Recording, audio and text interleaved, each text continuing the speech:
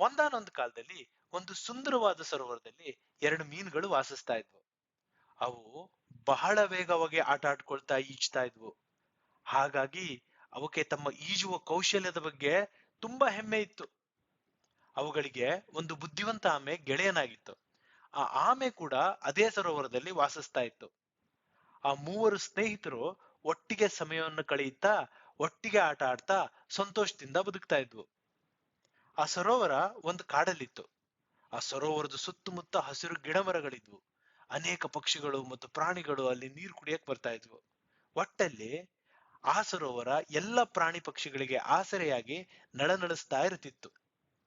ಒಂದು ಸಂಜೆ ಈ ಎರಡು ಮೀನುಗಳು ಸರೋವರದ ಅಂಚಿನ ಬಳಿ ಆಟ ಆಡ್ತಾ ಇದ್ದಾಗ ಅವಕ್ಕೆ ಯಾರೋ ಮಾತಾಡ್ತಾ ಇರೋದು ಕೇಳಿಸ್ತು. ಕುತೂಹಲದಿಂದ ಅವು ಈಜ್ತಾ ಹೋಗಿ ಅಲ್ಲೇ ಹತ್ತಿರದಲ್ಲಿದ್ದ ಕಲ್ಲಿನ ಹಿಂದೆ ಅಡ್ಕೊಂಡು ಕುಳಿತುಕೊಂಡು ಯಾರು ಏನ್ ಮಾತಾಡ್ತಿದ್ರೆ ಅಂತ ಕೇಳಿಸ್ಕೊಳಕ್ ಶುರು ಮಾಡಿದ್ವು. ಅಲ್ಲಿಗೆ ಕೆಲವು ಬೆಸ್ತರು ಬಂದಿದ್ರು.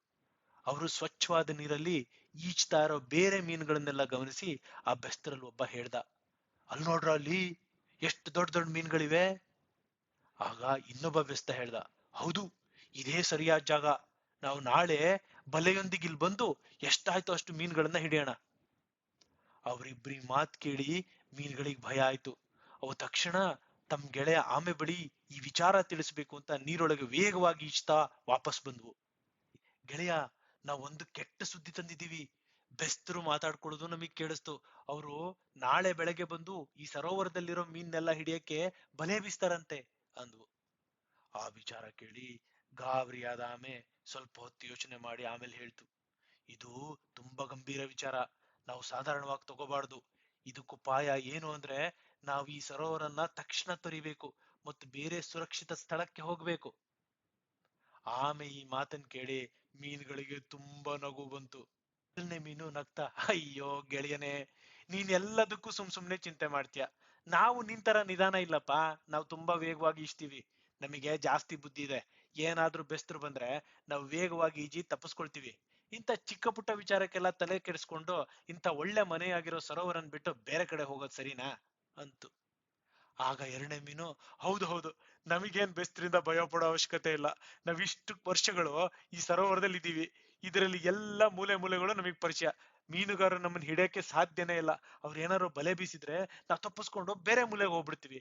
ಆದ್ರೆ ನೀನು ಆಮೆ ಇದೆಯಲ್ಲ, ನೀನು ತುಂಬಾ ನಿಧಾನ. ನಿನ್ ಬಗ್ಗೆ ನೀನು ಯೋಚನೆ ಮಾಡ್ಕೊ ಅಂತ ಹೇಳಿ ಆತ್ಮವಿಶ್ವಾಸದಿಂದ ಹೇಳಿದ್ದಷ್ಟೇ ಅಲ್ಲ, ಅದು ಆಮೆಗೆ ತನ್ನ ಕಡೆಯಿಂದ ಅಪಾಯದ ಮುನ್ಸೂಚನೆ ಕೂಡ ಕೊಟ್ಬಿಡ್ತು. ಆಮೆ ನಿಟ್ಟುಸಿರಿಟ್ಟು ಹೇಳ್ತು, ಸ್ನೇಹಿತರೆ, ಅತಿಯಾದ ಆತ್ಮವಿಶ್ವಾಸ ಅಪಾಯಕ್ಕೆ ಕಾರಣ ಆಗ್ಬೋದು. ತುಂಬಾ ವೇಗವಾಗಿ ಈಜುವ ಮೀನುಗಳು ಕೂಡ ಬಲೆಯಲ್ಲಿ ಸಿಕ್ಕಿ ಹಾಕಿಕೊಳ್ಬಹುದು. ನಾನ್ ಇಂಥ ಅಪಾಯನ ಉಪೇಕ್ಷೆ ಮಾಡಲ್ಲ. ಇವತ್ತೇ ರಾತ್ರಿ ನಾನ್ ಹೊಸ ಮನೆ ಹುಡ್ಕೊಂಡು ಹೋಗ್ತೀನಿ ಅಂತ ಹೇಳ್ತು. ಆದ್ರೆ ಮೀನುಗಳು ಆ ಆಮೆ ಎಚ್ಚರಿಕೆಯನ್ನ ನಿರ್ಲಕ್ಷಿಸಿ ತಮ್ಮದೇ ಆದ ನಿರ್ಧಾರ ತೆಗೆದುಕೊಂಡ್ವು. ಅವತ್ ರಾತ್ರಿ ಆಮೆ ನಿಧಾನವಾಗಿ ಸರೋವರದಿಂದ ಹೊರಗೆ ಬಂದು ಹತ್ತಿರದ ಮರಳಿನಲ್ಲಿ ಹೊಳೆಯಲ್ಲಿ ನಿಧಾನವಾಗಿ ಈಜ್ಕೊಂಡು ಹೋಗಿ ಸ್ವಲ್ಪ ದೂರದಲ್ಲಿದ್ದ ಇನ್ನೊಂದು ಸರೋವರದಲ್ಲಿ ತನ್ನ ಮನೆ ಮಾಡ್ಕೊಂತು. ಆ ಸರೋವರ ಚಿಕ್ಕದಾಗಿತ್ತು, ಆದರೂ ಸುರಕ್ಷಿತವಾಗಿತ್ತು.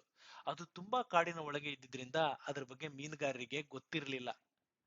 ಆಮೆಗೆ ತನ್ನ ಸ್ನೇಹಿತರನ್ನ ಬಿಟ್ಟು ಬಂದಿದ್ದಕ್ಕೆ ಸ್ವಲ್ಪ ದುಃಖ ಆಯ್ತು. ಆದ್ರೆ ಏನ್ ಮಾಡಕ್ಕಾಗತ್ತೆ, ತಾನ್ ಮಾಡಿದ ನಿರ್ಧಾರನೇ ಸರಿ ಅಂತ ತಿಳ್ಕೊಂಡು ಹೊಸ ಜೀವನ ಪ್ರಾರಂಭ ಮಾಡ್ತು. ಬೆಳಗಿನ ಜಾವ ಸೂರ್ಯೋದಯ ಆಗ್ತಾ ಇದ್ದ ಹಾಗೆ ಮೀನುಗಾರರು ತಮ್ಮ ಬಲೆಯೊಂದಿಗೆ ಹಿಂದಿರುಗಿದ್ರು. ಅವರು ಬಲೆಯನ್ನ ಸರೋವರದೊಳಗೆ ಎಸೆದ್ಬಿಟ್ಟು ಎಳೆಯತೊಡಗಿದ್ರು. ನೀರಿನ ಶಬ್ದದಿಂದ ಎಚ್ಚೆತ್ತ ಈ ಮೀನುಗಳು ತಮ್ಮ ಜೊತೆ ಅದೇ ಸರೋವರದಲ್ಲಿ ವಾಸವಾಗಿದ್ದ ಬೇರೆ ಬೇರೆ ಮೀನುಗಳು ಒಂದೊಂದಾಗೆ ಬಲೆಯೊಳಗೆ ಸಿಕ್ಕಿಕೊಂಡು ಪರದಾಡ್ತಿರೋದನ್ನ ಕಂಡ್ವು. ನೋಡ್ತಿದ್ದ ಹಾಗೆ ಇನ್ನೂ ಹೆಚ್ಚಿನ ಮೀನುಗಳು ಬಲೆಯೊಳಗೆ ಸಿಕ್ಕೊಂಡ್ವು. ತಕ್ಷಣ ಮೊದಲು ಮೀನು, ಏಯ್, ವೇಗವಾಗಿ ಈಜಿ ದೂರ ಹೋಗೋಣ ಬಾ ಅಂತ ಎರಡನೇ ಮೀನಿಗೆ ಹೇಳ್ತು. ಆದ್ರೆ ಆ ಮಾತು ಮುಗಿಯೋ ಒಳಗೆ ಅದು ಕೂಡ ಬಲೆಯಲ್ಲಿ ಸಿಕ್ಕಂತು. ಎಷ್ಟೇ ಪ್ರಯತ್ನ ಪಟ್ರು, ಹೇಗೆ ಒದ್ದಾಡಿದ್ರು ಇನ್ನೂ ಬಿಗಿಯಾಗಿ ಸಿಕ್ಕೊಳ್ತಾ ಹೋಯ್ತು. ಎರಡನೇ ಮೀನು ಸರೋವರದ ಆಳಕ್ಕೆ ಹೋಗಿ ತಪ್ಪಿಸ್ಕೊಳ್ತೀನಿ ಅಂತ ಹೇಳಿ ಪ್ರಯತ್ನ ಪಡ್ತು. ಆದ್ರೆ ಅದು ಕೂಡ ಸ್ವಲ್ಪ ಸಮಯದಲ್ಲೇ ಬಲೆ ಒಳಗ್ ಸಿಕ್ಕಾಕೊಂತು. ಆಗ ಆ ಎರಡೂ ಮೀನುಗಳು, ಅಯ್ಯೋ, ನಾವು ನಮ್ ಗೆಳೆಯ ಆಮೆ ಮಾತು ಕೇಳಿದಿದ್ರೆ ಇಂತಹ ಪರಿಸ್ಥಿತಿ ಬರ್ತಿರ್ಲಿಲ್ಲ ಅಂದ್ಕೊಂಡು ಸಾಯೋದಕ್ ಮುಂಚೆ ಮನ್ಸಲ್ಲೇ ಕೊರಗಿದ್ವು. ಬೆಸ್ತರು ತಮ್ಮ ಬಲೆ ಮೇಲಕ್ಕೆತ್ತಿ ಎಲ್ಲಾ ಮೀನುಗಳನ್ನು ಬುಟ್ಟಿಯೊಳಗೆ ತುಂಬಿಕೊಂಡು ಸಂತೋಷದಿಂದ ತಮ್ಮ ಹಳ್ಳಿಗೆ ವಾಪಸ್ ಹೋದ್ರು. ಗೆಳೆಯರೆ, ಆಮೆ ಮಾತನ್ನ ಕೇಳಿದ್ರೆ ಆ ಮೀನುಗಳಿಗೆ ಈ ಪರಿಸ್ಥಿತಿ ಬರ್ತಿರ್ಲಿಲ್ಲ. ಅತಿಯಾದ ಆತ್ಮವಿಶ್ವಾಸ ಒಳ್ಳೇದಲ್ಲ. ಅಪಾಯ ಬಂದಾಗ ಉಪಾಯದಿಂದ ಬಚಾವಾಗ್ಬೇಕು, ತಿಳಿದವರ ಸಲಹೆ ಕೇಳಬೇಕು ಹಾಗೂ ಜಾಣ್ಮೆಯಿಂದ ನಿರ್ಧಾರ ತೆಗೆದುಕೊಳ್ಬೇಕು.